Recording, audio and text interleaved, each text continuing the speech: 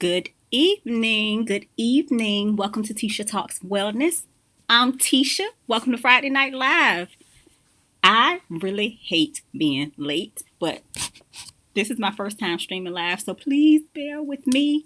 I'm trying to see if I am able to see the chat comments. So when you come in, please tell me where you're from so I can be able to see if I can see who's coming in, if that makes sense.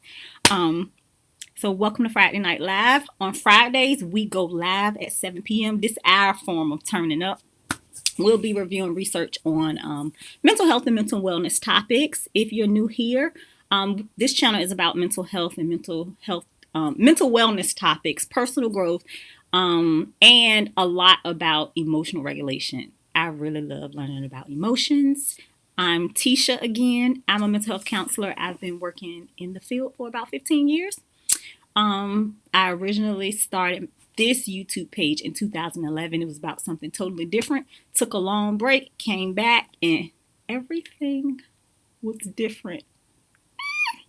So I'm getting back into it. I want to stay consistent and I want to learn. So I got this idea from a colleague. I like reading policy, procedure, research stuff. Not necessarily conducting the research, but I like reading research articles and stuff like that. I just like to learn. Typically what people will call boring, but I don't think it's boring. I learn a lot from research. So I was like, I want to go live. Let's review some research. Bust it down, because sometimes the wording and the language can be a little bit confusing, intimidating, overwhelming. I know all about it from school, but it's really not. Like, it's nothing but a Google search away. So we're going to read research on cultural diversity. Now, all of our research articles will be open source, meaning, and we'll go over that. We'll go over that. Let me get myself together first. Bear with me. Okay. For some reason, I can't see my screen. So I wonder if you guys can see me. Let's see. Oh, I might have to pull up my YouTube. There we go.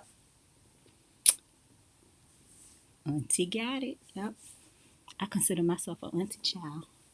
I'm pushing 40, like all of this new technology stuff now. So I see that you can see my screen. I still cannot see the comments. So one moment and then we'll get started.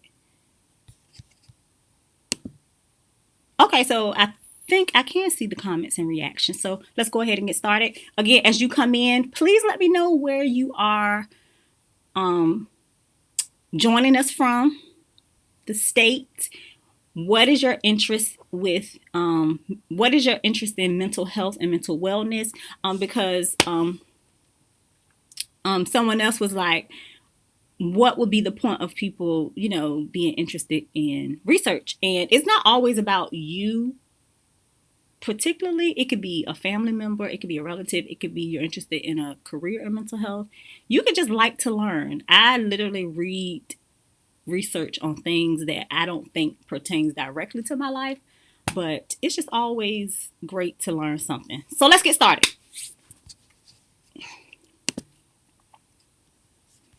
Let's see. I'm still learning how to navigate, y'all. Hey, Fun with Steve and Sage. How are you? Where are you from? And please let me know if you can hear and see me clearly.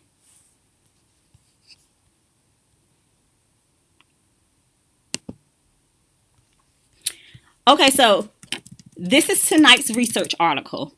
Okay, so let's go over the formatting. So every Friday we log on at 7. And it's going to be very casual. We'll read the title. Well, no, we won't read the title first. We'll give the authors credit first. So the reason why we are able to read this article verbatim and be able to learn and use it as an educational tool because of a special copyright and license thing that is available. And let's go over that first and foremost so we can let everybody know we are within our right to use this for learning purposes. Let's see. I want to do this first because without the researchers, we would not be able to even use this for the live. So I'm so grateful for that. Oh, hey, Tiffany. Thank you. Hi, Ty. Thank you. I'm trying. Let's see. But yes, Tiffany, whose page are you on, girl?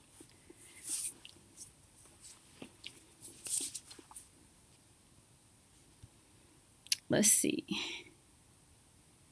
I had the common, I had all of that information. Okay, so it's called the Creative Commons Attribution License, CC by BY.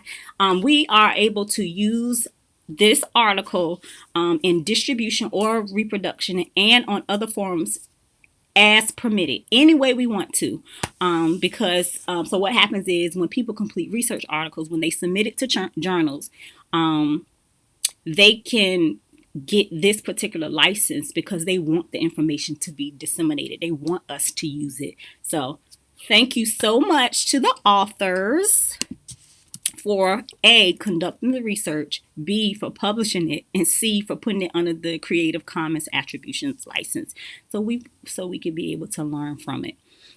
So the format is going to be, we'll read the title and we'll just get first impressions about what we feel about the title. Like, what is our experience with this topic? What first comes to mind? And then we're going to read each section, then pause a little bit, chit chat a little bit about what the section means. If it's a little bit wordy, we're gonna Google some words if we need to. Ain't no shame over here. This is how we're gonna do it because we want to break it down. We really want to put it in plain language so we can use this information. You know what they say, right? Put it in the book.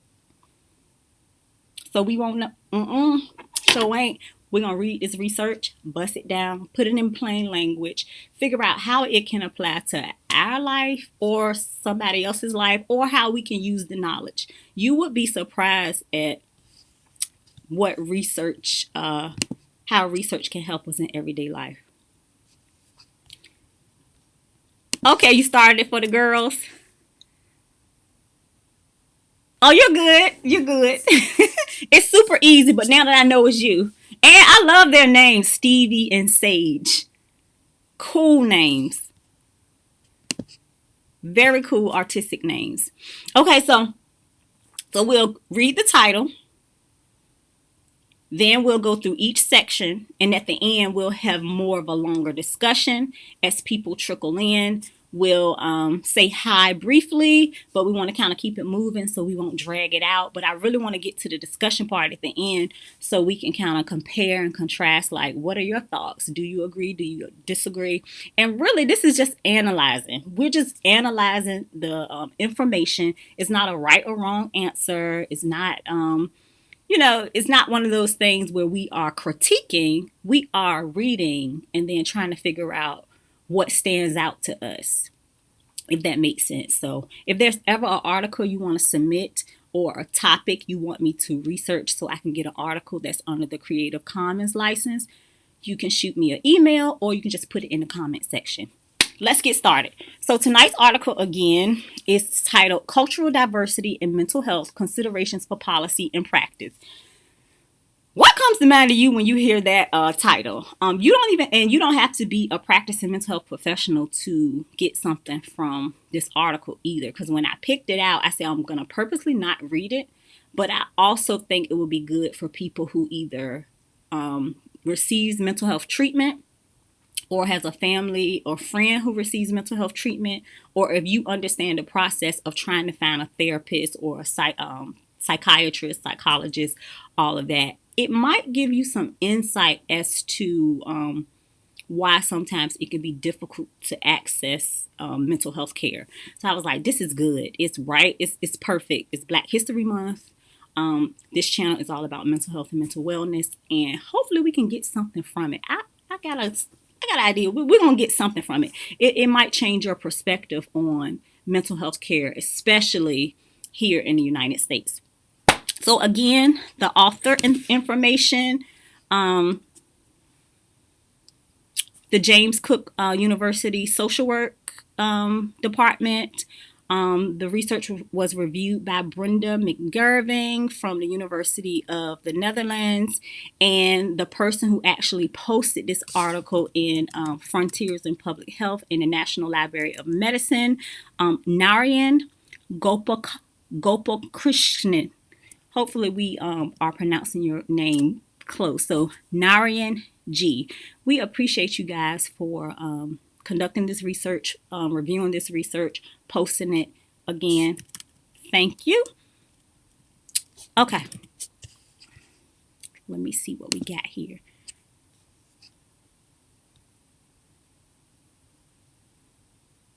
Yes. Tiffany, you got to check out Taz's page. She got some of the dopest documentaries. Woo! She got all the tea on some of the old school artists. Some stuff that you never knew happened. It even had me thinking one day, like, wow, some of these old celebrities really been through a lot. It really makes me wonder, about their background and their mental health. All right, let's get started. For real this time, y'all, for real. Okay. So when I read the title, Cultural Diversity and Mental Health, that's pretty general, considerations for policy and practice. It made me think about, like, access. I went straight to access, especially here in the United States, like how depending on what area of the country you live in, what type of job you have, how much money you make, your race, it's a lot of factors that contribute to whether or not you're going to receive good basic mental health care. I'm not even going to say good, basic mental health care, like access to a therapist of your choice. That's the first place I went. And then I was like, before we went live, I was like, cultural diversity. Well, what does that mean? Because the first thing I thought about was race. But as we all know, culture can be anything. Culture can be age, sex, religion, race, socioeconomic background. So my mind was just all over the place. So I was like, I want to see, this is going to be a good start to our Friday Night Live. So let's read the abstract, and then we'll summarize each section to simplify it. And if you're really into it, I suggest you get a pen and a paper, so at the end we can kind of have our summaries, so we can finally have like a discussion and try to figure out how this pertains to us individually.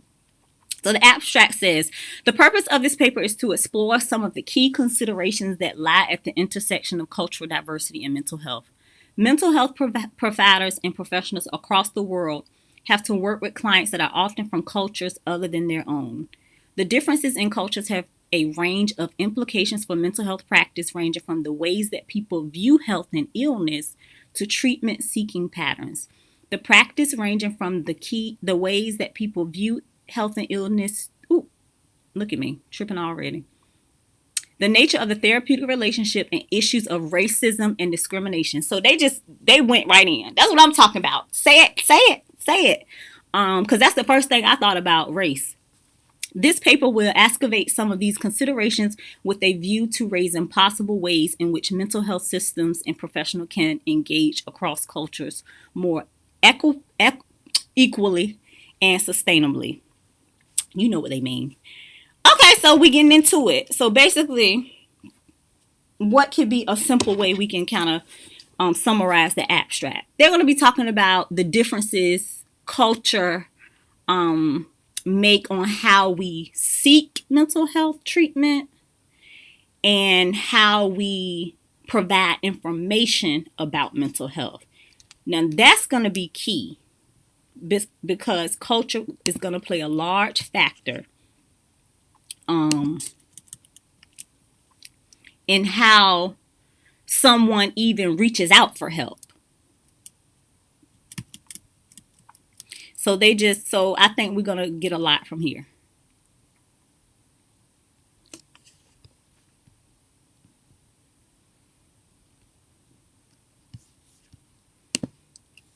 So if we could summarize the abstract, I would summarize it as just the, because I don't want to go beyond like 3 sentences.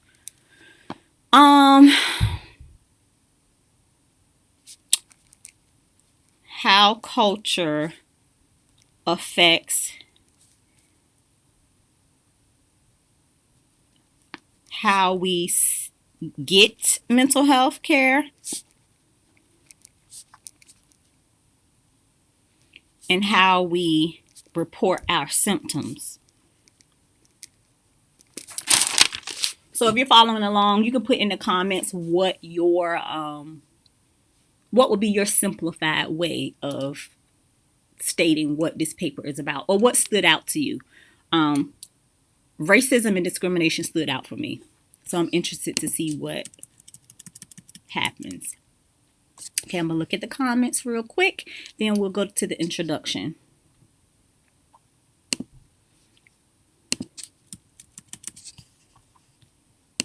All right, we'll move forward. Culture is a broad and vexed term that can be defined in a range of ways depending on the field of study and the perspective of the person using the term. I said that too. As Tribe argues, it is a multi-layered concept influenced by a range of issues such as gender, class, religion, language, nationality, just to name a few. Giddings, from a sociological perspective, presents culture as the set of values that the members of a given group hold and includes the norms they follow and the material goods they create. So you can have a culture within a culture too. Within a culture. So culture can be so many different things. I think it would be dope if another Friday we can go into specific cultures. So like mental health and Black women, because Black women, we have our own set of cultural norms ourselves, or mental health and nurses. Like we could go so deep. We could do like a million Fridays. So for right now, I like that they touched on the fact that it could be, it could be a lot of factors within a given group. For the purposes of this paper, we are using the term in the context of ethnic identity, or the multidimensional set of ascriptive group identities to which religion, language, and race as a social construct belong, and all of which contribute to a person's view of themselves. So for this particular paper, they are talking about ethnic identity. So that's important. Okay.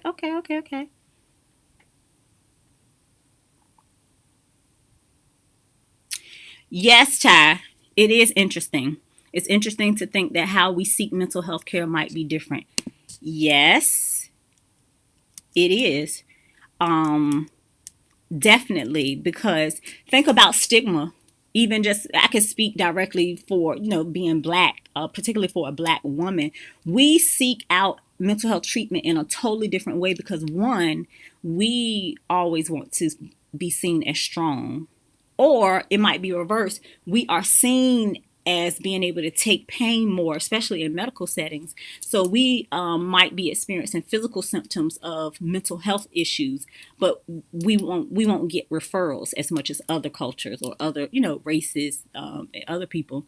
And then also, because sometimes we try so hard to show up as being strong and less vulnerable, we might even deny, or hide the fact that we are struggling mentally.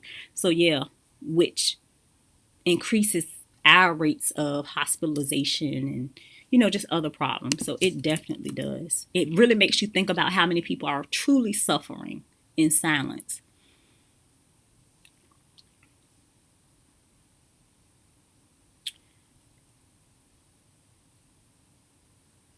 Yeah. Seems like there will be a lot of Venn diagram overlapping in this subject. Yeah, we'll see. I think they have a few diagrams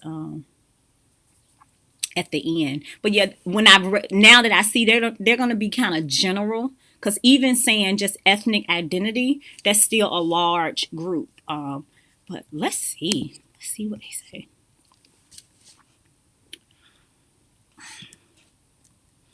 So for this particular paper in context, they're just talking about ethnic identity. Culture in itself is impacted on by the broader context of social norms and social issues. For example, many refugees and migrants in Western countries work at lower ends of the labor market, with lower pay and higher levels of casualization than the general population.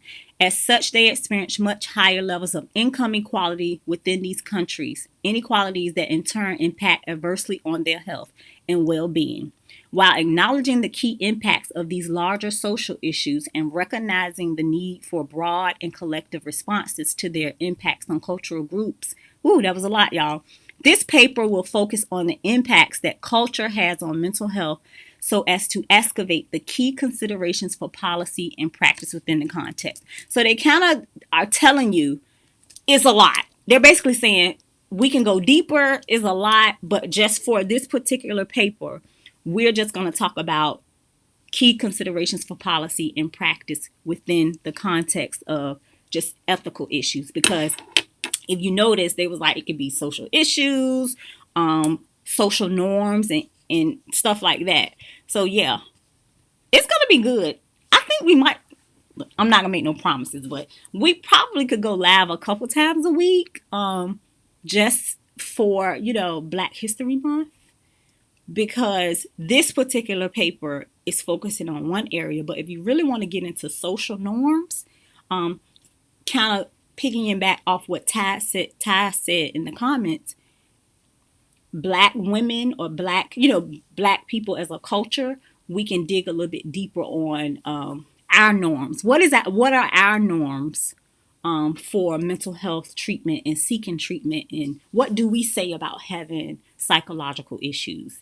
I'm interested to know if put in the comment what are some of the things, like if you just could generally say how we look at mental health treatment, and I might be able to find a few articles for next Friday.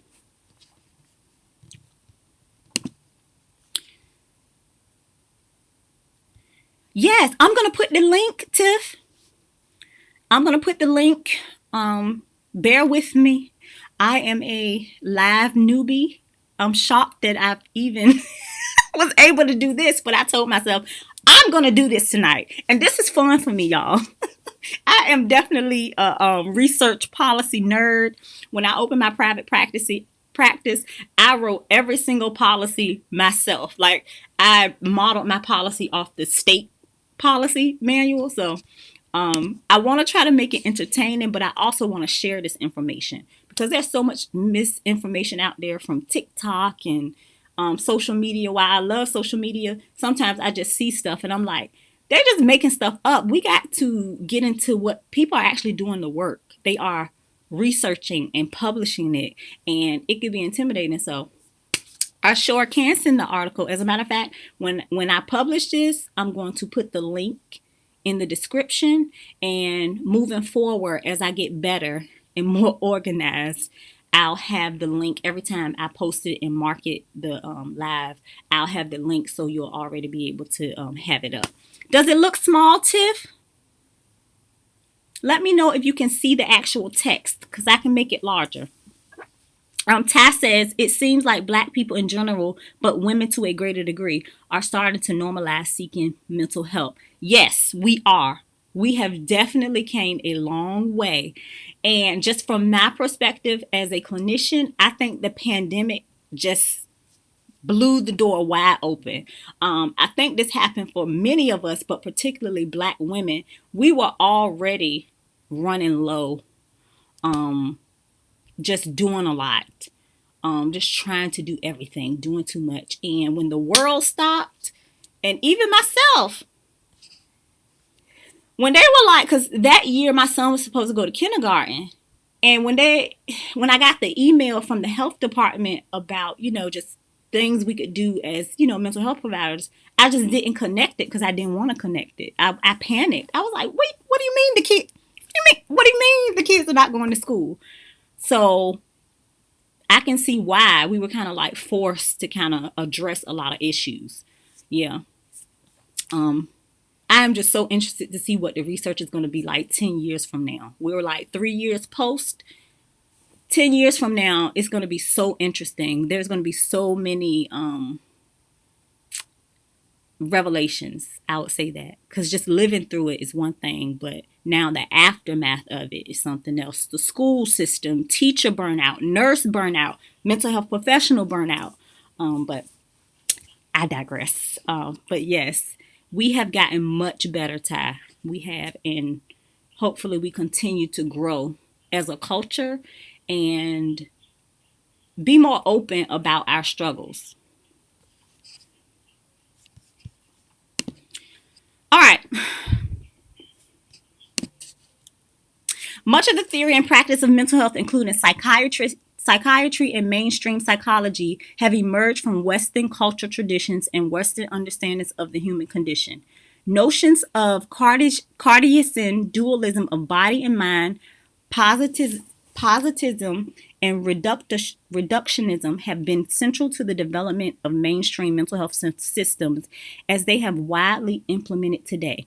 While these relatively monocultural understandings of mental health have provided powerful conceptual tools and frameworks for the alleviation of mental health distress in many settings, they have also been very problematic when applied to the context of non-Western cultures without consideration of the complexity that working across cultures brings with it. Now, that was a lot. Let's breathe here. Now, this is the part of research a lot of people are like, too wordy. So basically what they're saying is Western culture, aka us, we have contributed a lot to mental health research and how we see mental health treatment. However, it can be problematic when we try to use that one framework towards the rest of the world. So the rest of the world, they don't do everything like we do. They don't have the same beliefs. They don't have the same cultural norms. So what they're saying is we have to consider culture in everything we do. So I'm guessing this research paper is about either Eastern culture or some other place outside of the United States, because they specifically say, y'all done a lot, but we can't apply everything that you believe to every other culture. That's basically what they're saying. Which is true. When you are a provider, you have to look at what the person believes. Like, for instance, I rarely bring up medication in my sessions until I get to know the person. Like, maybe the person does not want medication. Maybe the person has religious reasons why they won't consider medication. Maybe the person will, but they have, thoughts about having to use medication. So I'm just not like, you need to take some meds for your depression. I literally build rapport through learning their cultural norms.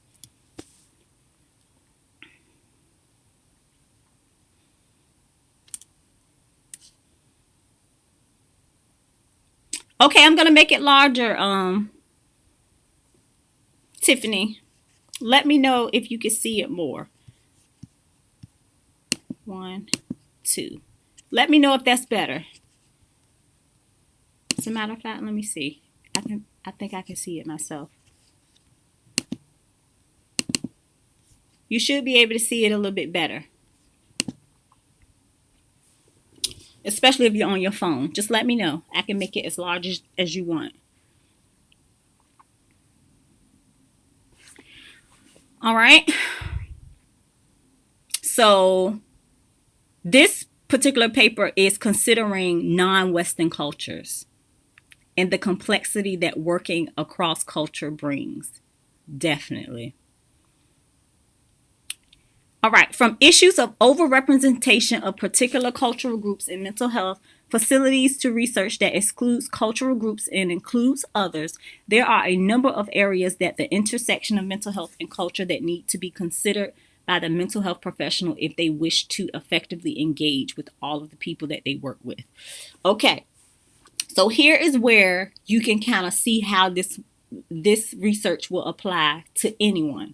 So for me, I'm a mental health professional, so it is a way to remind me of how I can consider culture when I'm providing care. Secondly, just as a regular person, it can give me information as to what to look for when you're looking for a provider, and not just a mental health provider, any type of medical or health provider, because they are telling you it's important for the provider to know as much as they can about you and how you think of healthcare. So if you are watching this and you're like, I'm not a provider, you don't have to be a provider. You can implement whatever you learn in this research.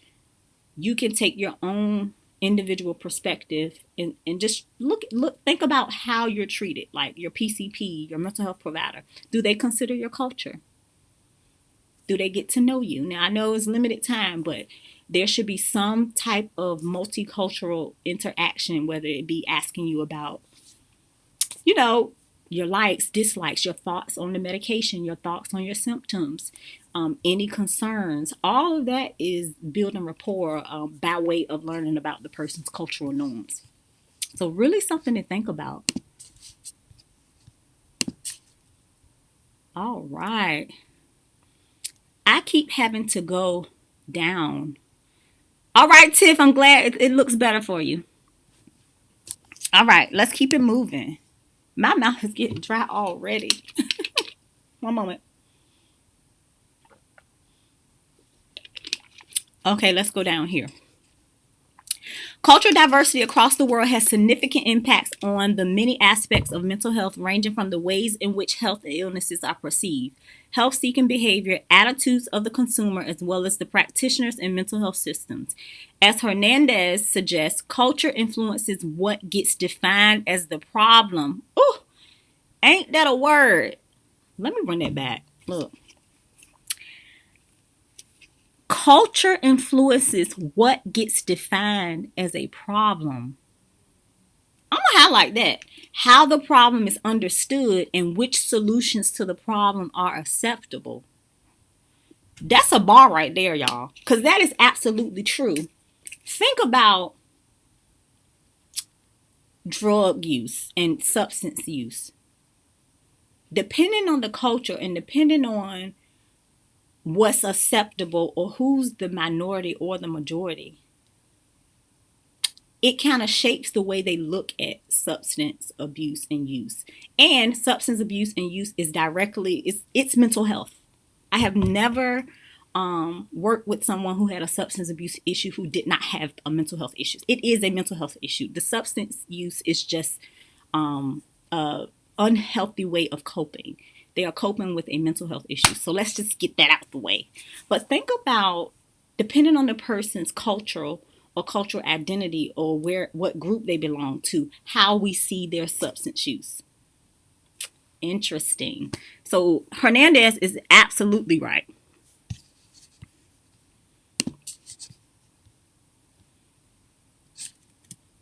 Yep, Tiffany.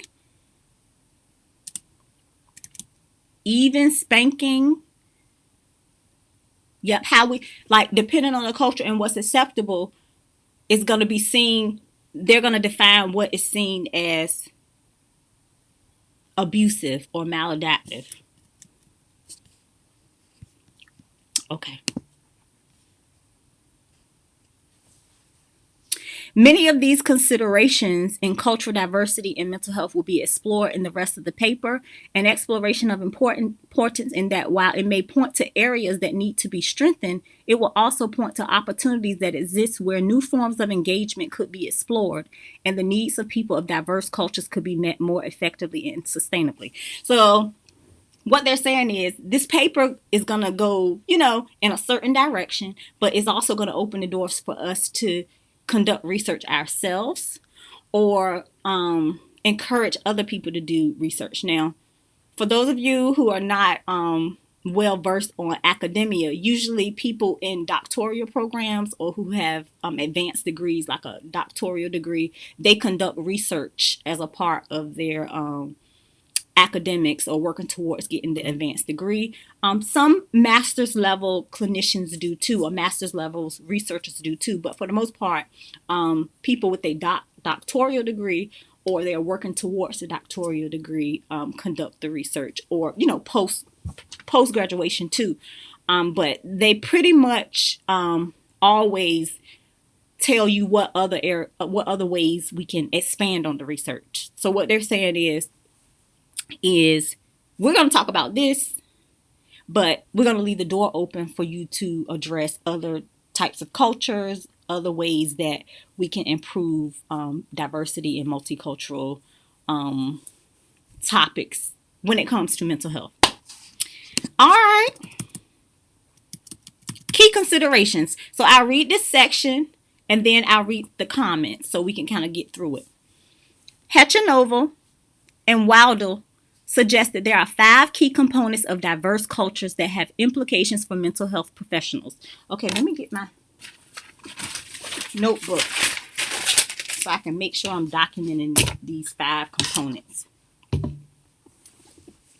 While the authors make their arguments in specific contexts of disaster situations in Southeast Asia, their comments provide a framework to begin the discussion of cultural diversity in mental health. The first element that they identify is emotional expression. What? Now, y'all know that's my lane. I knew I picked this article for a reason. Y'all know I love emotional regulation. But I know they say emotional expression, but it's right under the umbrella of emotional regulation. Where some cultures may identify that lack of balance in expression may lead to disease. Further, this may be reflected in a perception that talking about painful issues would lead to further painful feelings. That really makes me think, like, some families use suppression as a form of strength when actually it might be making them sicker. Something to think about. Do you express your feelings in your family? Like, how do y'all express your emotions? And what does it mean? So that's why I like emotional regulation, because when it comes to emotional intelligence, if you don't allow yourself to feel it and talk about it, how do you make sense of it? That's how I went down the rabbit hole of emotional regulation, and I was able to, improve my own mental health in my 20s because I did not understand my emotions. So I think it's very telling that the first element that they mention is emotional expression. Interesting. Okay, let's keep going. Further, this may be reflected in a perception that talking about painful issues would lead to further painful feelings. This reluctance to utilize talking therapies is evidenced in other research, especially with refugees from Africa and from Southeast Asia. Okay? The second element is shame, which they argue is one of the reasons why Asians are slow to access professional therapies. Shame may play a part in this context because of the significant role that families plays in the lives of Asian individuals with mental health issues. So this particular paper is talking about Eastern culture, specifically Asians. And what they're saying is research shows that Asians probably do not address, in regards to the research that they reference, they were hesitant to talk about their mental health issues because they don't want to be shamed by their family, which can also apply to many other cultures.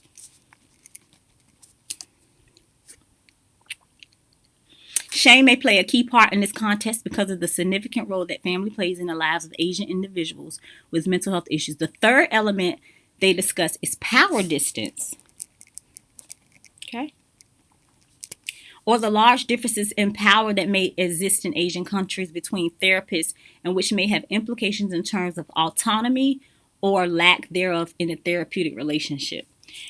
Something I do in my sessions is I automatically, at some point early on, I disclose a little bit about my traumatic background, because I already know coming in the power dynamics may be off. Sometimes people come in and they think you're perfect, you have it all together. I want to tell them right up front. I just have a particular type of professional training that I can help you unpack your stuff, and we can address some clinical issues, and I can help you with some interventions. But by no means am I perfect. By no means am I going to fix your life. By no means am I going to tell you exactly what to do. I like to get that out the way.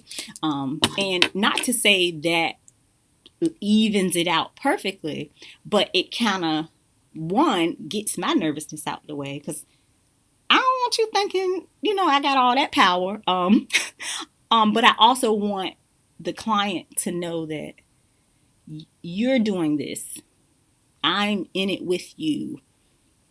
I might, give you a little bit of pushback or give you something to think about, but I'm not the almighty person that's going to make you feel better. And I think that's interesting that they talk about power distance. So that might be a large reason why some people just like, I'm not going to a therapist so they can judge me. Or they might go to therapy thinking, after I go, this is going to fix my problems. But particularly for this, they talk about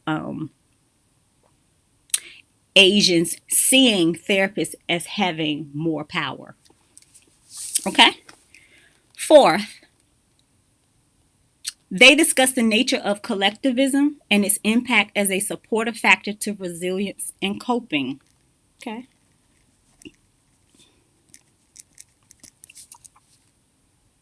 And finally, they discuss spirituality and religion from the point of view of attribution as well as in terms of coping and disease. These 5 factors are useful to further excavate some of the considerations that we explore in this section. Okay, so let's pause there. I want to read some of the comments. These factors are useful.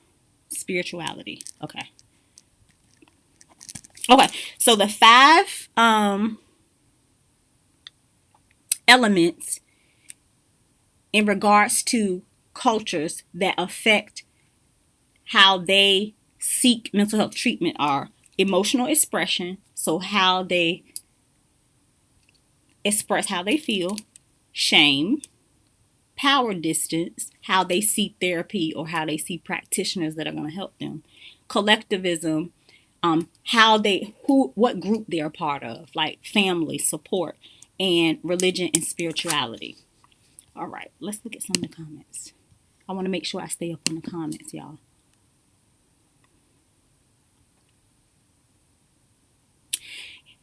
Tiffany says, yes, I expressed my feelings to my brother, and he basically said that it happened to all of us, basically invalidating my feelings. So yeah, you can see how that could probably make someone be like, well, I'm just not going to express myself again, or I'm not going to tell them when I'm in pain. So again, while this research is about mental health professionals, it really applies. All of us can apply something from this research to our personal lives. And,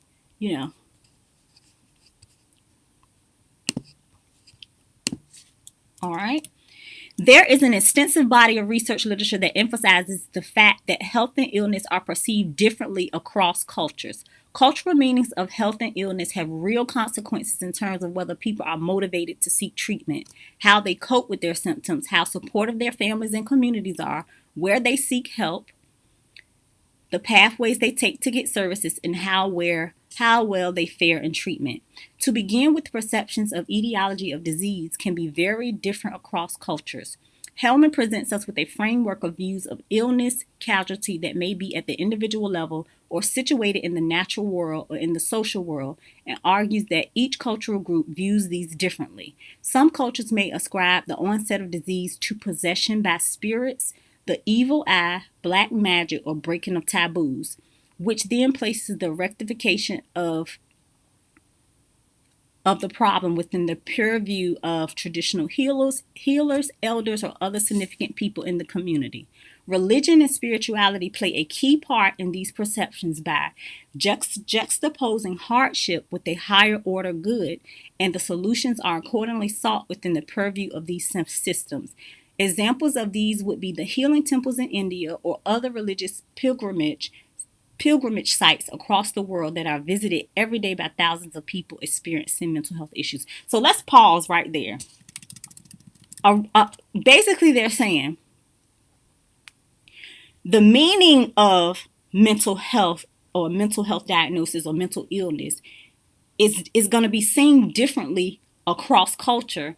And sometimes if the mental illness is seen as something outside of an actual health disorder, the responsibility then falls on the religious leaders. So for example, this would be like, if you guys go to my Facebook or my Instagram page, I did an interview with Pastor Akeem, and we talked about his saying of saying, you need a pastor and a therapist, because sometimes within the culture, we might see our religious leader as being able to support us with mental health issues. And sometimes you might need an actual mental health practitioner. So I think it's telling that even though this paper is about Eastern culture, it still applies. How many people do you know try to pray away depression? Or they try to pray away psychosis, or they might be having thoughts of harming themselves, but they haven't been to their PCP or mental health professional. Something to think about. Write in the comments how you feel about this research pointing to the fact that depending on the culture, depending on what we believe culturally, that points to who the responsibility falls on.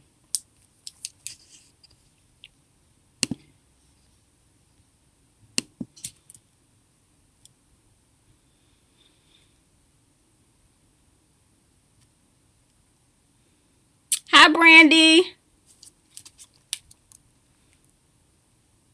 Brandy says that's very true. Tiffany says, so if I feel that my mother was abusive to me, then don't talk to them anymore. I think as we all go on our personal growth and our mental health journey, we're going to learn as we grow, everybody else is not going to grow with us. And we have to find, like, I hate saying balance because I don't know if we ever even get to balance, but we have to juggle or keep assessing where people are at. So for instance, if you find that you are, talking about what you feel like hurt you and abuse, and family and friends just keep saying, girl, you good. Mama just beat you with the broom across your head. You good. See, you turned out good. And they are not, they don't take it seriously, or they're not to the point where they can validate, they're invalidating your experience. You have to figure out where you can go. Like you figure out safe spaces. So you could talk to your therapist, you could talk to a friend that's open, or talk to family members that are more open to that. And you have to continuously assess who is safe. That's why when we say safe space, we really mean safe. Like, you'll know who's safe. Because even if they disagree, it's a way to disagree. Like, well, I don't see it that way. Because, 4 children can grow up in the same household, and they're all going to have different experiences of the parents or the caregivers. So yeah, just continually check in with yourself. Like, are they where I'm at? Are they understanding? Or you just have to say they have a different experience than me, but I know what I feel. I know what my experience was. And when I talk to them, I just have to make sure that, I set boundaries, check in with myself. Yeah, it can be difficult. Brandy says, I talked to my pastor on some things and others my counselor. Definitely. On this personal growth, mental health journey, you will have several different levels or tools and people you go to. I tell everybody, you got to have friends, family, your pastor, your mental health provider, especially work. When you go to work, make sure because work can be stressed too. Make sure, you are preparing for work, who's safe at work. Check in with your supervisor, HR, so you can know all the rules and regulations. Yes, you got it's active. Mental health and self-care is active. It's not something you do just one thing. So if you are watching this and you're like, well, yeah, most of the people around me, might not understand my personal journey, or my family doesn't think that what I experienced was abuse. You have to get active in, figuring out where your safe spaces are at. Okay. Trying to keep up with the comments, y'all. Hopefully I'm trying to break it down into plain language, y'all. Let's see where we at in time. Okay, so we good timing.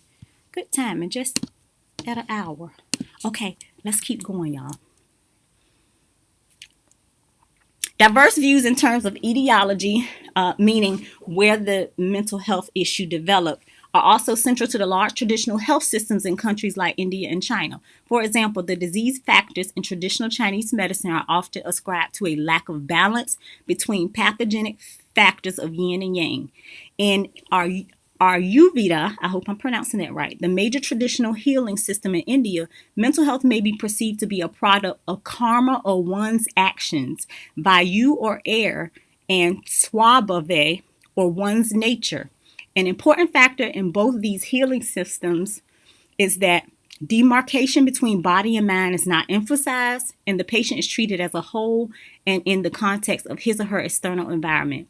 It is important to note that people from diverse cultures may not make the same distinction between issues of the body and the mind as in Western therapeutic systems. In their research with Afghan refugees in the Netherlands, Feldman found that participants made no distinction between mental and physical health. That's interesting. This is very unlike Western biomedicine. Yeah, because we always make the connection. Well, through research and years, which has traditionally taken a reductionist approach that clearly separates the body and the mind. Research in more recent times clearly points to the interrelation between body and mind in areas of study such as psychosomatic medicine and psychoneuroimmunology have provided substantial evidence that methods working with a composite of the body and mind in the text of the environment are more likely to be effective than dualistic and reductionist approaches. Working with a composite body mind in the context of cultures that are already familiar with these integrated approaches, we will argue that there is potential for new approaches to working with distress, whether of the body or the mind. Okay, really wordy, y'all. What stands out to me is they talk about some cultures, the Western culture, which is us, we talk about the body and mind being connected. Yes, we do. Have you ever heard somebody say they started having a lot of headaches and body aches, and they went to the doctor, and the doctor ran all of these tests, and the tests keep coming back normal, and they keep saying, the doctor saying there's nothing wrong. They checked my head. I've had CT scans, and they checked my body. They checked my heart. My heart is beating. I'm having headaches, and finally, the doctor, if they're a good practitioner, they probably would say, well, these physical symptoms may be developing because of some mental health or stress. What this paper is saying, that while that is good, they should add on the environmental factors too. True. And also that research in more recent times clearly points to the interrelational Lord, my little overbite is getting in the way. Interrelationship between body and mind in areas of study such as psychosomatic. Now, I want to show y'all something real quick because this is spot on. So I follow someone on Instagram that just, I hope her page comes up. I really, really hope her page comes up. I cannot remember her name, but she just did a post on I might have look what we're gonna have to come back to that, y'all. Not the gossip site, the first post. I'm gonna find that post, but she did a post on psychosomatic therapy, and it showed her asking someone about their childhood and their family, and the person when the person answered, they was like, "Oh, my family is good," and the person was like holding themselves, and she was like, "I'm noticing that you kind of soothe yourself when you talk about your family. Could you tell me more about that?" And the girl started talking about, a traumatic childhood, and the psychosomatic therapist started asking her, how does it feel when you talk about your family? And she talks about the tightness in her chest, feeling, kind of, tense. So that is what they are referring to. So absolutely, we definitely emphasize that now. It wasn't always like that though. Let me check some comments, check in with you guys. Tiffany said, yes, me. Brandy said, yes, me. Yes. Okay, let's keep it going, y'all. It's getting good. Okay. Let's go down here to stigma. So here we're not skipping, like this is fine if we skip this part because it's cultures vary in terms of how they seek treatment from mainstream Western health systems. Um, Biswas et al. Argue that those seeking help from the mainstream health in India tend to present more often with somatic systems, whereas those in the United States tended to present more with cognitive-based symptoms, meaning in the Eastern culture system where they're talking about in this paper, they present it with more somatic symptoms like body aches and stuff like that. Whereas here in the Western culture, we present more with thinking, like our thinking is off. We're overthinking. That's probably where like the headaches and stuff come from. But we more so present with the overthinking, the worrying, stuff like that when it comes to our mental health. Okay, let's go down to stigma because this is going to be a big one for us. Stigma is how we discriminate against people because of mental health or our beliefs not being as supportive as we could be. Stigma can play a role in terms of variations in treatment seeking. Stigma can be viewed as a mark of shame, disgrace, or disapproval, which results in an individual being rejected, discriminated against, and excluded from participating in a number of different areas of society. Stigma around depression or other mental illness can be higher in some cultural groups and often is a major barrier to people from diverse cultures when assessing mental health services. Stigma can cause people to feel so ashamed that they hide their symptoms and do not seek treatment until the issues become acute.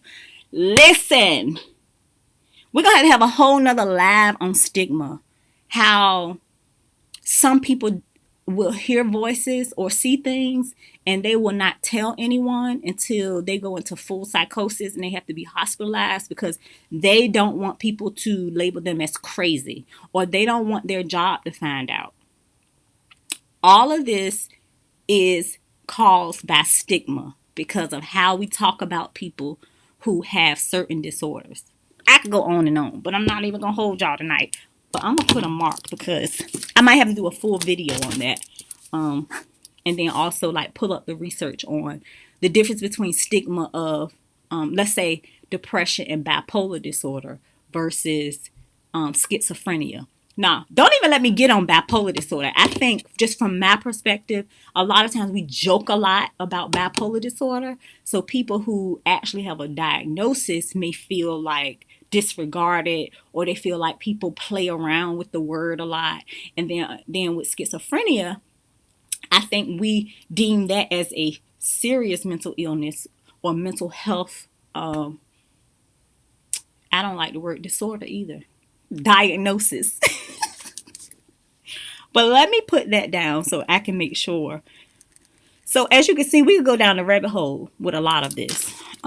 But yeah, so people end up being more sick than, you know, their symptoms end up being more persistent. They could have been gotten better, but maybe, you know, they don't want to be shamed or be seen as unstable. And let's not get on mothers, how mothers with schizophrenia are seen, how mothers with a mental health diagnosis are seen, how a person with a mental health diagnosis, their diagnosis can be weaponized. Have y'all ever seen how dirty people get in these custody cases? Child. But I digress. Let's stick to it. Let's stick to it. Stigma can be examined from a range of related issues such as perceptions of etiology, as well as notions of shame and levels of interdependence in the community. In the context of low and medium income countries, these issues become even more significant as the family is often the only safety net the individuals have. Where government safety nets are minimum or do not exist, lack of support from the family due to perceptions of stigma can lead to total neglect of a person with mental health issues. Yeah.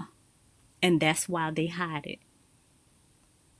which still doesn't work because you can't hide mental health symptoms but for so long until you just, something happens. You either get hospitalized or you become so mentally exhausted, your thoughts just become off. So yeah. Treatment seeking is also very closely linked to the historical context of cultural groups. This is of special note in the HICs with a colonial past. For nations, people, and countries like the United States, Canada, Australia, and New Zealand struggle with endemic mental health issues that can be closely linked to histories of dispossession, oppression, and interracial trauma. Woo! It is Black History Month. Just hold on. We're going to get into that. These histories of oppression and intergenerational trauma carry a disproportionate burden of mental and physical illness. Let's pause right there. When I tell people about my history of trauma, if you're new to the channel, my family has an extensive history of mental health and substance abuse issues, like several generations. Also, when mental health issues are untreated, the children and the people in the family become at higher risk for things like physical abuse, sexual abuse, domestic violence, all of that, which trickle over to just regular health issues, high blood pressure, diabetes, obesity. We're going to get into that. I do want to keep it positive for Black History Month, but we also have to, reinforce and remind everyone, one, why we needed a Black History Month anyway, because we were so oppressed. Somebody wanted to develop something so we can remember history. So that's for one thing. But two, we also have to remind ourselves why we have such high levels of mental health issues. We have generations of traumatic experiences. And it continues. Let me get Tyree.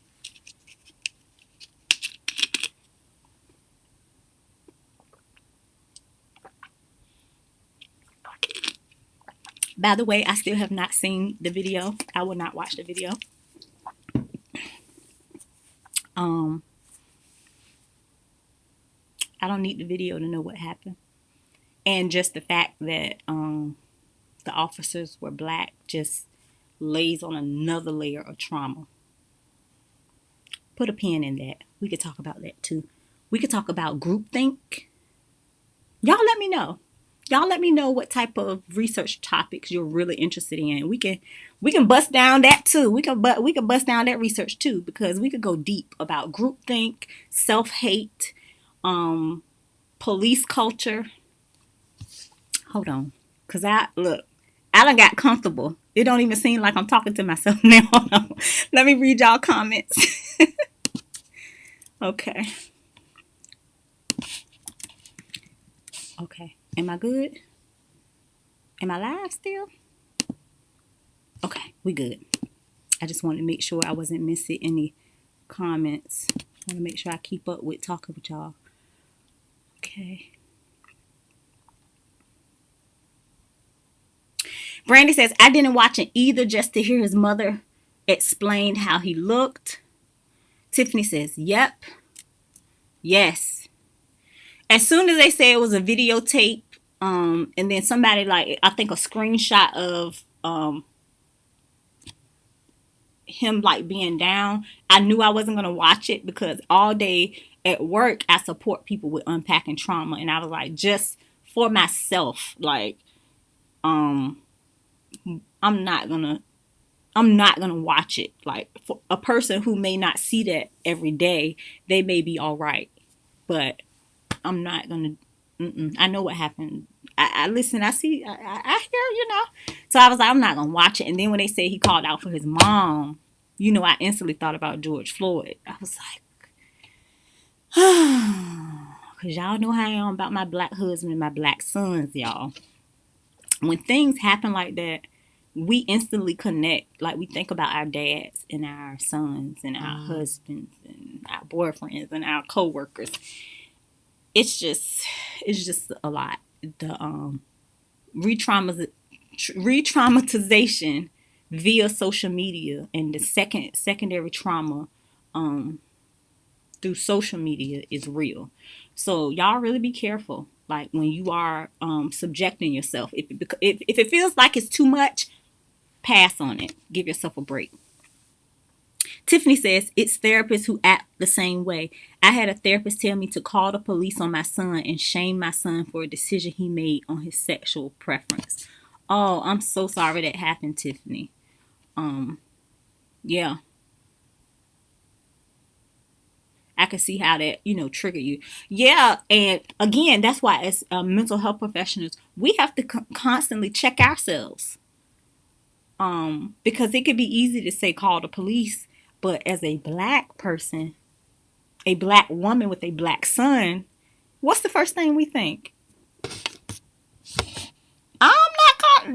We have an extra thought about calling the police on our loved ones, um, because it really makes, like, we don't know what's gonna happen. We looking at it like, yes, we're having a situation. We might be afraid, or we might need someone to intervene, but we don't want that type. We don't want that type of intervention. So it really weighs on your mental. So I see what you mean. So again, as mental health professionals, that's why we have to continue to educate ourselves, read the research, keep ourselves updated on culture. Yep. Again, all types of culture. Hence why all of my clients, I ask what their preference is, what do they, what they identify as. And sometimes they look at me like, why are you asking me this? I'm sitting here looking like a man, dressed as, I'm like, I have to ask you this because of your preference. Like, I don't know. I really have to respect everyone's culture. So yeah, we can go on and on about this. Yep, Brandy, we do connect it. When we see people that look like us that win, we get excited. And that's for everyone. Research has already proven humans connect on that level. Like, that's the first way we connect with people. We try to see what we have in common. Because remember, our brain likes things to be familiar. That's how we put things together. How do you think we're able to play Wheel of Fortune? When all of or that game, on social media, the letters are missing, but all of us can kind of put the words together, or we remember phrases by the first letter of each word, is because our brain likes familiarity. We like things to be the same. So when things don't add up, we will add it up for our brain, or we try to make sense of it, or we find similarities. So again, when we see a person that looks like us win, we get excited. But it also works the other way too. When we see a black man that looks like our dad, our brother, our cousin, our coworker on the ground being killed, we feel it. Whether we admit it or not, whether we think we don't, it's in our psyche. So again, we can go deep into that at a later time. But yeah. Ooh, see, just talking about it now, kind of like, All right, let's keep it moving. Bless you, bless you. That's my black husband sneezing. He probably using too much pepper. Child, cause you can't cook. Putting all that pepper, and I love pepper, but ain't no way you gotta put all that pepper. He in there trying to put something together. Poor thing. I was getting ready for this live, child. Maybe I should have threw something together for him. He in there using all the pepper, just sneezing. Okay, let's go down here to racism and discrimination. Racism and discrimination impact quite dramatically on many diverse cultural groups. While older forms of racism were were ideologies that supported the notion of biological races and ranked them in terms of superior and inferior, these have since been suspended by newer forms of racism that are built on more complex notions of cultural superiority or inferiority. Besides the negative attitudes and beliefs that are implicit in all forms of racism, they also lead to discrimination and differential treatment of individuals of some cultural groups. The experience of racism can lead to social alienation of the individual, a fear of public spaces, loss of access to services, and a range of other effects that in turn impact adversely on the mental health of the affected individual. Williams and Muhammad, based on their systematic literature review, argue the consistency of an inverse association between discrimination for an increasingly broad range of health outcomes across multiple population groups in a wide range of cultural and natural contexts is impressive and lends credibility to the plausibility of perceived discrimination as an important emerging risk for the disease. So they are telling you racism and discrimination affects the mental health care of people. And it impacts people who are who experience the racism and the discrimination in a bad way. That's pretty much what it's saying. The research shows it over and over again. They have tested this over and over again in so many different ways. There's research that shows that when a person sees the color of a person who is racist and sees darker skin tone as a person who can take more pain, how do you think that affects healthcare? When a person, when research shows that people see darker skin tones as being more dangerous, how do you think that affects the way people help Black and brown people?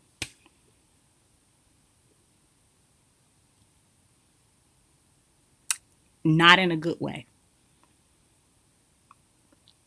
Okay? In the present hostile environment to Muslims in many HICs, women who dress in a way that identifies them clearly with Islam can especially bear a significant amount of individual and institutionalized racism and discrimination with significant impacts on their mental health. Discrimination is also one of the major barriers to Aboriginal peoples accessing mental health services, especially when the services is within a non-Aboriginal mental health setting. So there, again, this whole paragraph is about certain cultures, certain races within certain cultures receive more discrimination, which puts up blocks to their mental health care. So before we even get to what is wrong with them, some people won't even get the correct level of attention to even be tested simply off their culture, their skin tone. Well, let's go back simply off what they wear, because they talk about the Muslim women. So automatically, what they look like, what they're wearing, can be a barrier to them getting mental health care. The skin tone, we all know, Black and brown people receive worse treatment, healthcare across the board, and are subject to discrimination and racism. So before you can even get tested for a mental health diagnosis, it is very likely, and depending on where you're at, you're going to be discriminated against. And then the last sentence points to, let's say you do get health care or mental health care. If the healthcare system is not based on your religion or your culture, or is as for their example, the Aboriginal people who go to non-Aboriginal mental health settings, they don't have the best outcomes. So something to think about. Let's check the comments. Yes, Brandy, using all that daggone pepper.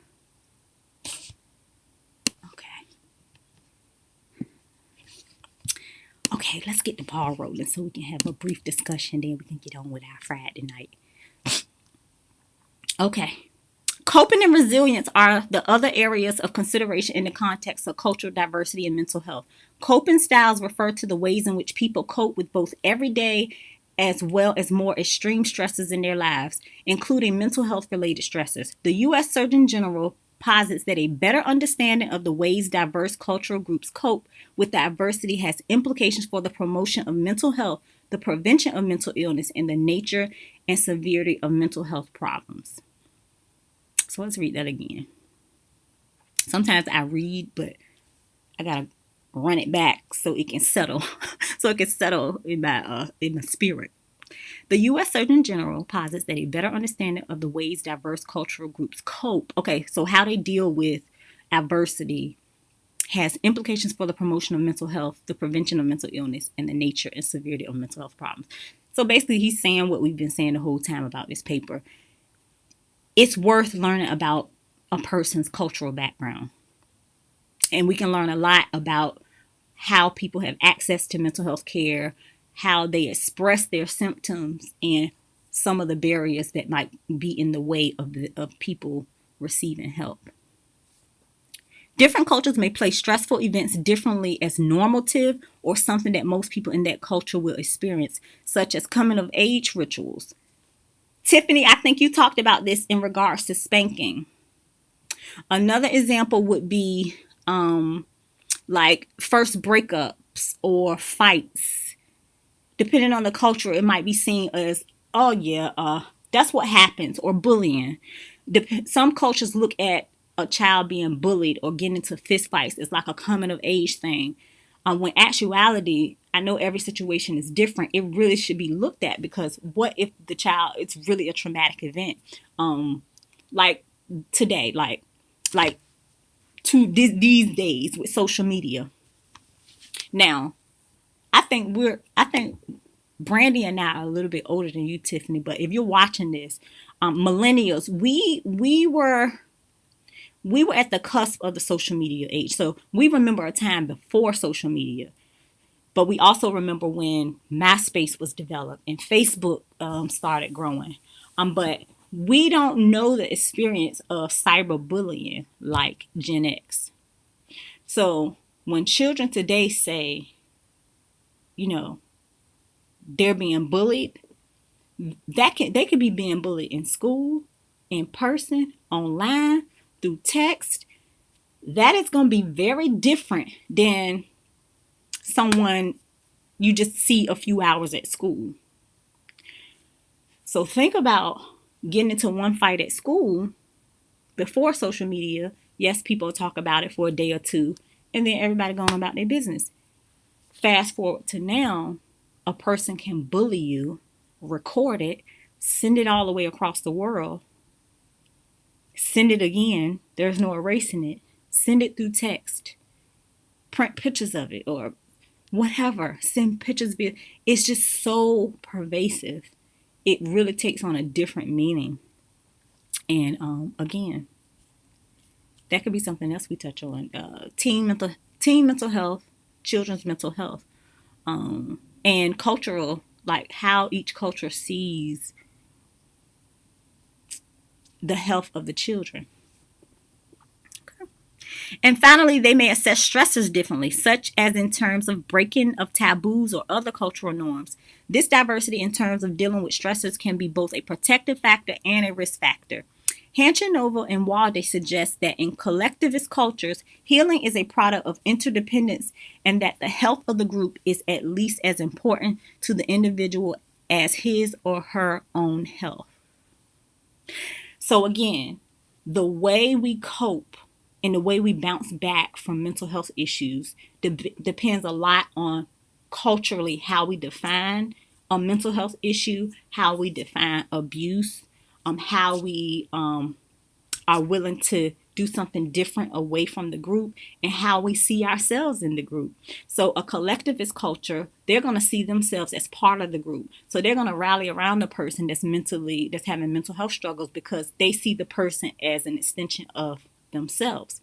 Groups that don't have the collectivist train of thought won't see that.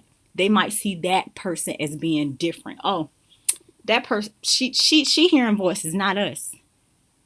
So that should give you an idea of, why some cultures have more extensive mental health issues. Because if we don't see ourselves in each individual, how do we support people that have mental health issues? Interesting.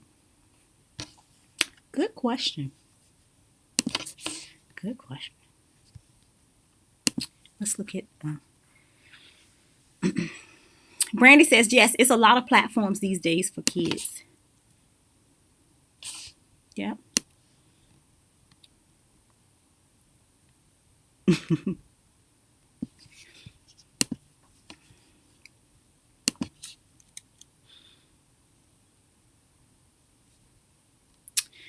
Let's see if we can get to ways forward. Okay.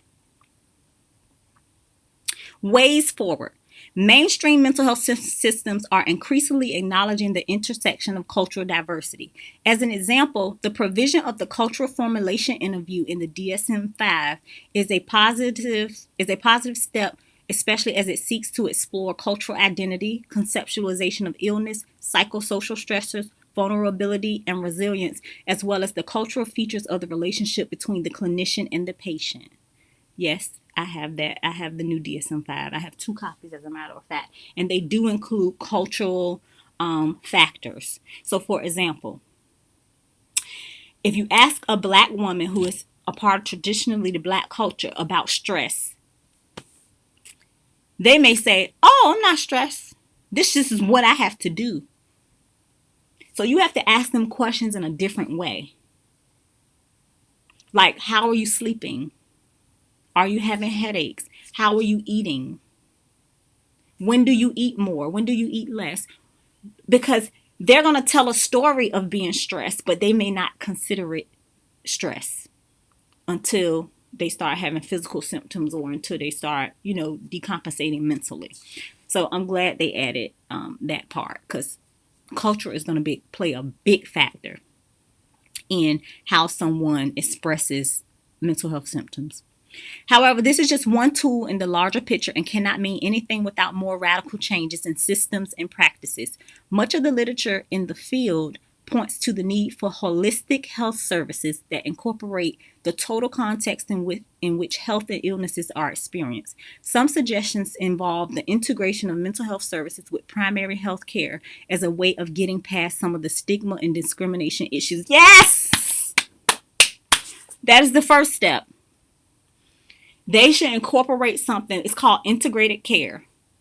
In the last 2 semesters of my second master's program, I did an integrated care course, and we talked about integrated care on a PCP level. So, for example, instead of you having to tell your PCP about your headaches, or you telling your PCP about your mental health problems, the PCP initiates it. It starts right there, and the PCP works in conjunction with mental health care provider within their office or someone they work closely with. Now, I will say we are getting much better with that. A large chunk of my resources are from other practitioners. So one from a couple PCPs in the area.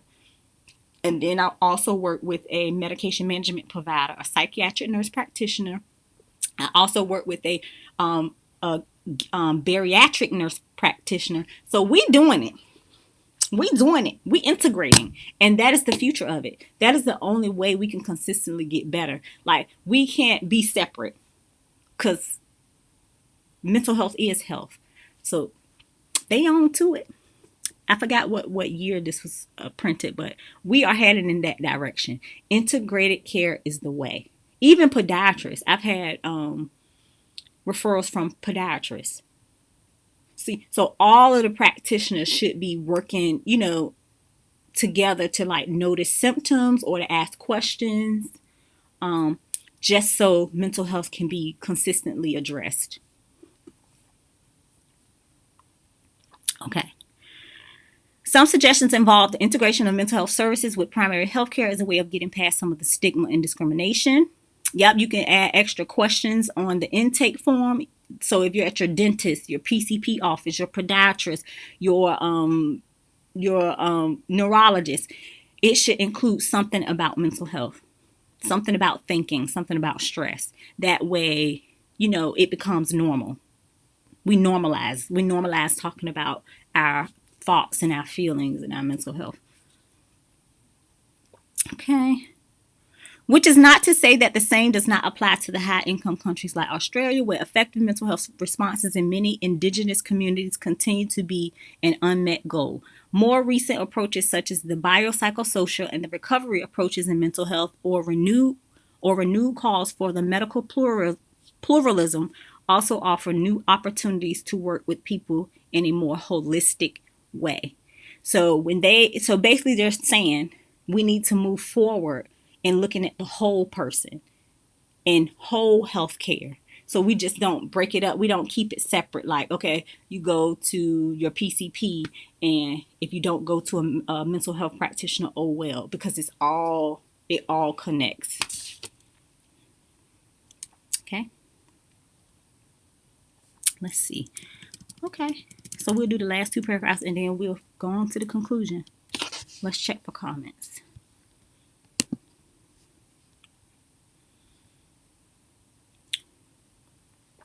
Brandy says, yes, providers are, and I love it, where I work, and it's a one-stop shop. Yep.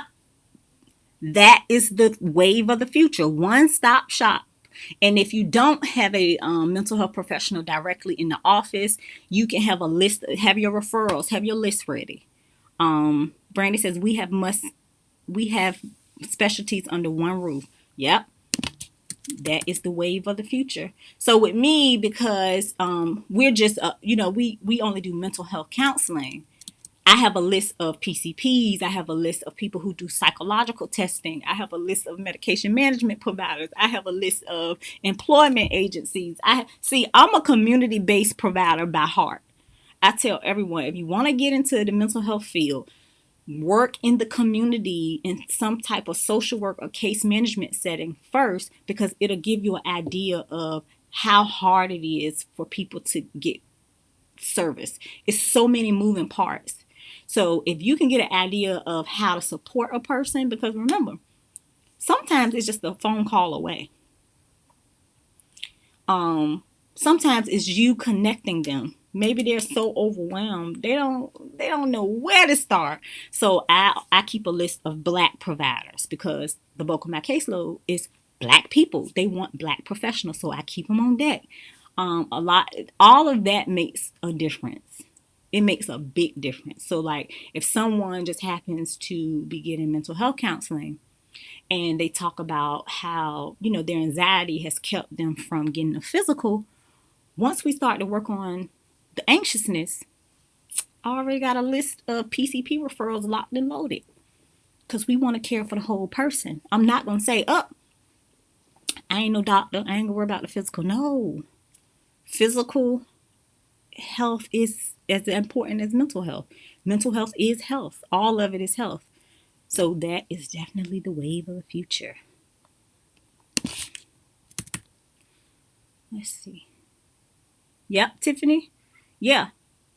And I would say we're not quite there all the way, but we are moving in that direction. It would be nice for everyone's practice to be like where Brandy works.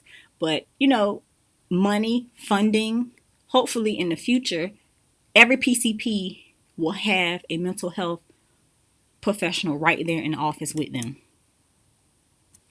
Or at best, have a referral list. So, like I said, some of the PCPs that I work with, they send clients all the time. Can't forget about the schools. The school staff, they tend to have a long list of referrals too. They work closely with other practitioners in the community, because there's only so much you can do in a school setting. So we're integrated. We're getting there. But again, money. The government got to pump that money out. The Surgeon General said, last year, that we are in a mental health crisis. Put that money out. Build these hospitals. Pay the practitioners. Pay for research. You got to money. Got to put the money out there. Do something with the healthcare system where you make access to mental health care much easier. Make mental health care free. As a matter of fact, while y'all at it, make healthcare free. Y'all got it. Y'all got the money. Brandy says, our people want people they can talk to who can relate to them. Yes. Yep. research has shown that we are more comfortable with people that look like us initially. Like that's the quickest way to help someone, especially with mental health care. You are right. All right, let's go ahead and conclude, y'all. Let's finish this last. This is a good one. Now, I chose this just because I went through and looked for articles we can share so that we don't get hit with a copyright claim. And ethically, you're supposed to only use, works that the author has gave permission for. But when I saw this title, I said, oh, let's do this title. Because on Friday nights when we go live, I'm not going to read the article before you guys. We are unfolded. We watching this research unfold together. So we can learn together. I just love this type of stuff, y'all. Excuse my nerdiness. I probably could do this 3 times a week. If this is my job, I would literally do this 3 times a week, y'all. So make sure if you're watching the playback, make sure you subscribe, comment, tell me where you're from, tell me your thoughts on cultural diversity and mental health care so we can get to this 1,000 subscribers. Okay? These issues point toward the need for developing partnerships that are more equitable and that realign power relationships between service providers and individuals. The focus must be to move from traditional relationships built in power relationships to more interdependent and synergistic relationships. A range of partnerships could be useful towards developing more effective mental health systems. They could include cultural partnerships between mental health providers and diverse cultural communities. It will certainly add to the nature of these partnerships if the providers also follow a deliberate policy of hiring workers of diverse backgrounds, and especially those from the communities that the service users come from.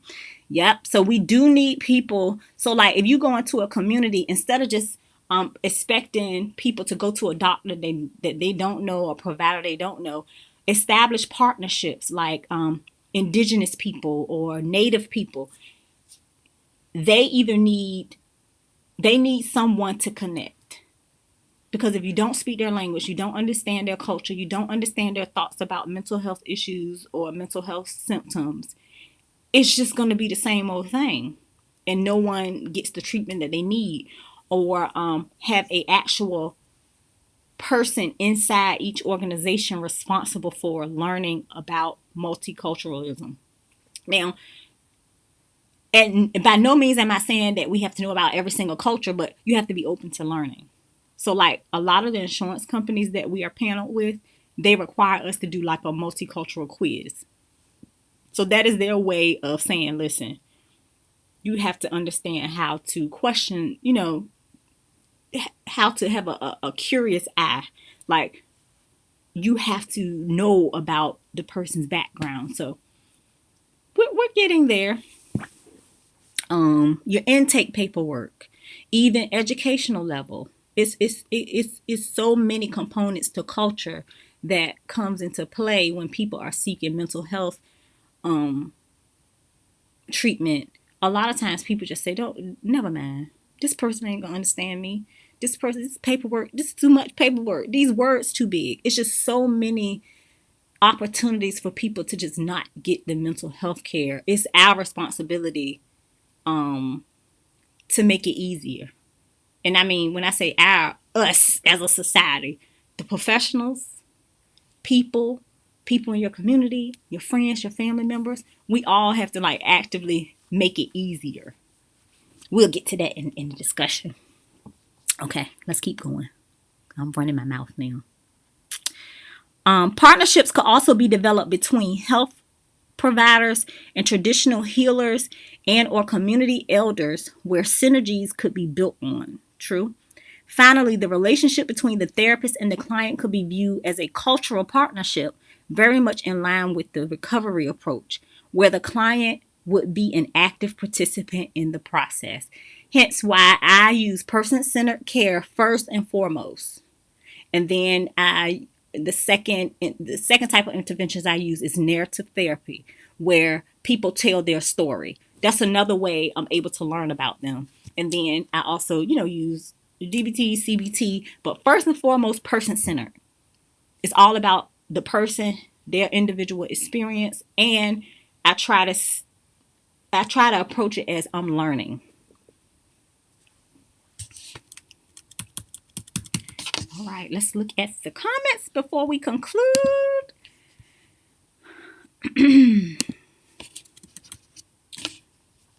Any new comments?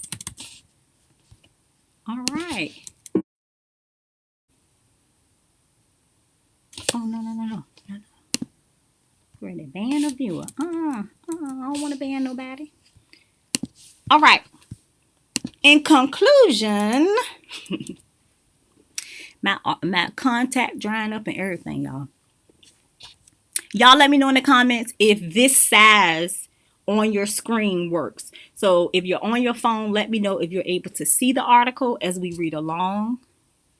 If not, let me know, because I know Tiffany said it was too small. I made it a little bit larger, but I want to make sure you guys can read along with me. And I already know for next time, I'm going to have the link in the description before we start.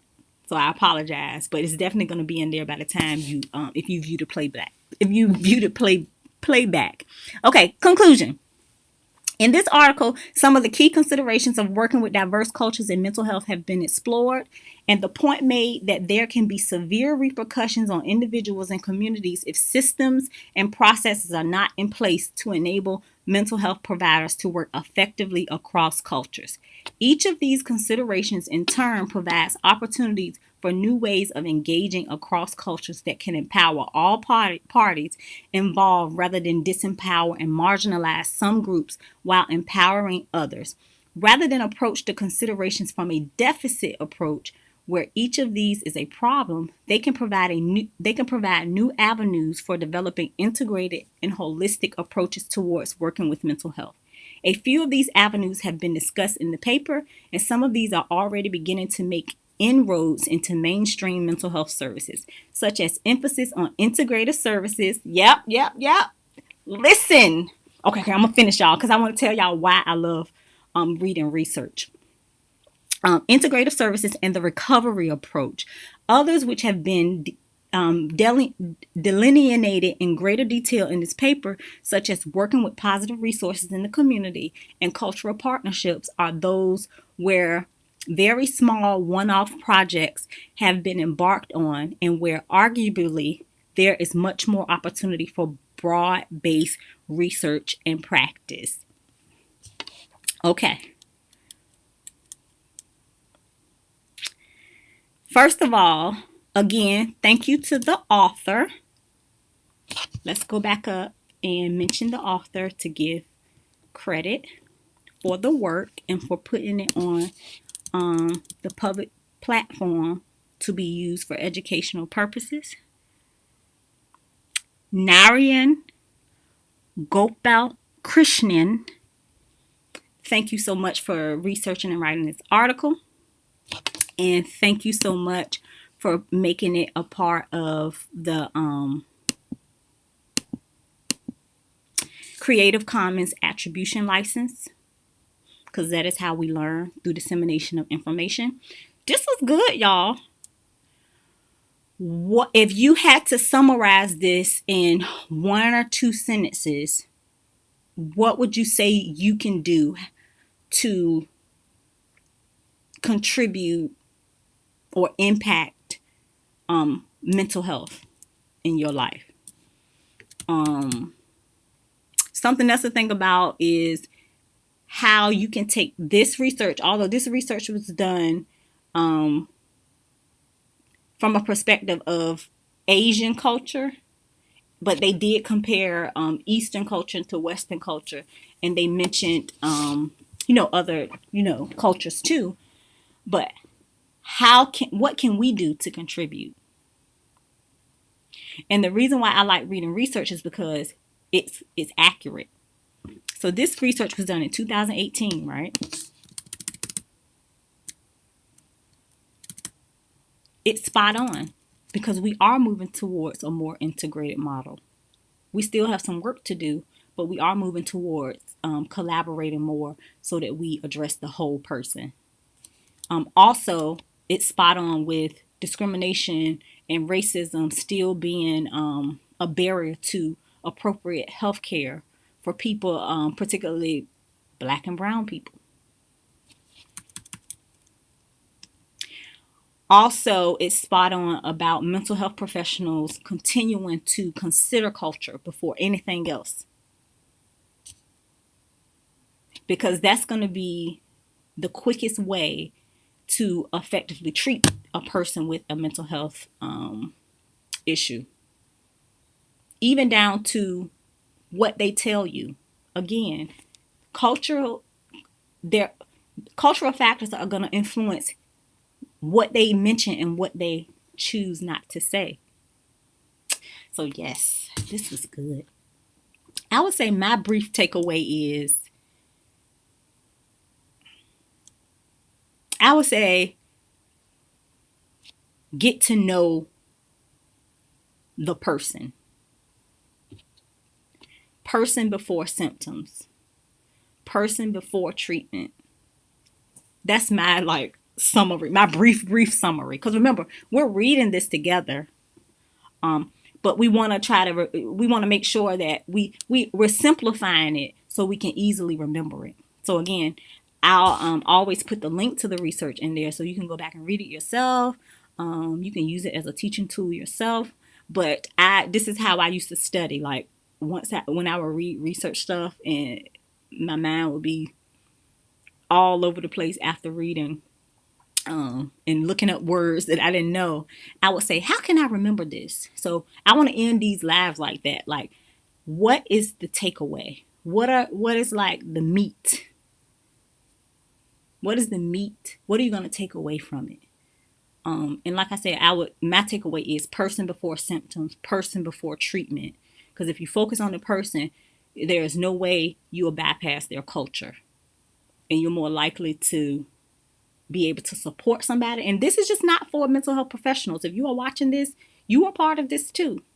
This is how you help your family, your friends. This is how you help your co-workers. You see them as a person first, and then you figure out how you can support them. So let's say, for example, you see somebody struggling. They might not quite be acting like themselves. See them first. Understand who they are. What's their culture? Do they even notice that they have a mental health issue? Get to know them first, and then you can decide whether they're comfortable with going to a therapist. Do they need help scheduling a PCP appointment? So this is all our responsibility. All of this relates to us. Let's look at the comments. What is your takeaway? What do you think you can do about mental health? Because I think sometimes we think about it as being so big, so encompassing. We feel like, well, what can I do? We all can do something. The easiest thing you do is not contribute to stigma. So like if somebody is struggling, don't call them crazy. Help them. Send a link to a therapist, send a link to your doctor. Send an article. Send a research article. Send them here so they can watch the lives, so they can contribute, or they can, they can look and learn. It's so many things we can do. And remember, we only can do what we can do. So remember what they talked about, collectivism, and cultures who lean more towards collectivism, they see themselves as the larger group. So when one hurts, they all hurt. That's the way they see it. So maybe we can take something from that in regards to how we see what we can do, like our confidence in being able to help. Okay.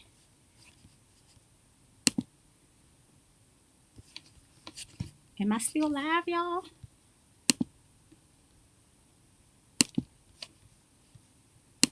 Did I click off? I guess. All right. So if you're watching the playback, I appreciate you for making it this far. Make sure you subscribe to the channel. You can also comment any topics or subjects you want me to submit research articles for. And I enjoyed you guys. I really appreciate y'all for participating and sharing personal stories. This is my thing, y'all. I really had a good time. So I will see you next Friday, 7 p.m. I'm going to be ready. I'm going to add a little extra razzle dazzle next week because, Aunt's still learning. But I'm going to have some overlays. I might have some graphics. I might have a little PowerPoint, but don't get too excited. Regardless of what I do or don't have, I'm going live. I'm going to have a research article and I'm going to have myself, and that's all we need. You guys have a wonderful night. I wish you wellness.